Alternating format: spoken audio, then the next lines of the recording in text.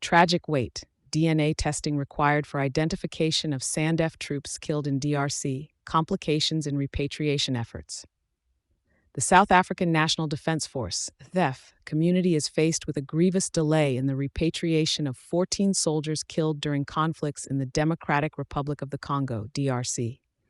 Engagements between the Congolese army and M23 rebels in eastern DRC, under the aegis of the Southern African Development Community Mission, took a tragic turn, claiming the lives of these soldiers. Recent reports reveal that the bodies, which were initially promised to be returned last week, are still in Uganda at the UN logistics base in Entebbe. They arrived on Saturday afternoon, but require comprehensive pathological procedures due to their deteriorated conditions, raising concerns that might extend their stay until at least Tuesday.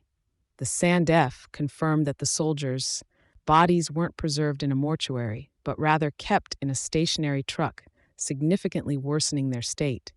This has necessitated DNA testing to ascertain their identities, a process that complicates the already traumatic grieving process for the families.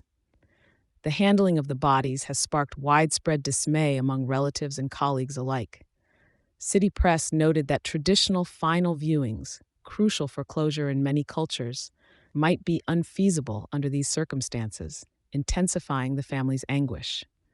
Sifue Dlamini, a spokesperson for the SANDF, relayed that officials are slated to visit the bereaved families to organize travel to Pretoria for a planned arrival ceremony. This comes amidst mounting criticism over the delay in bringing the soldiers home, with some family members and soldier spouses admonishing the military's approach and lack of transparency. This crisis comes alongside broader regional efforts to stabilize the area. An urgent summit in Tanzania, attended by South African President Cyril Ramaphosa, among other leaders, called for an immediate and unconditional ceasefire and the opening of humanitarian corridors, reflecting the dire situation in eastern DRC.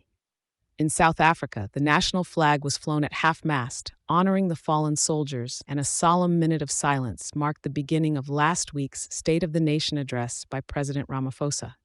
He personally paid tribute to each of the 14 soldiers, reinforcing the commitment to bring their remains home and provide the respect they deserve.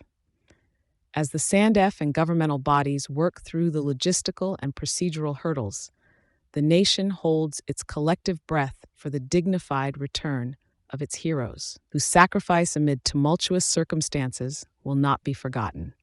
Thank you for choosing Satori News.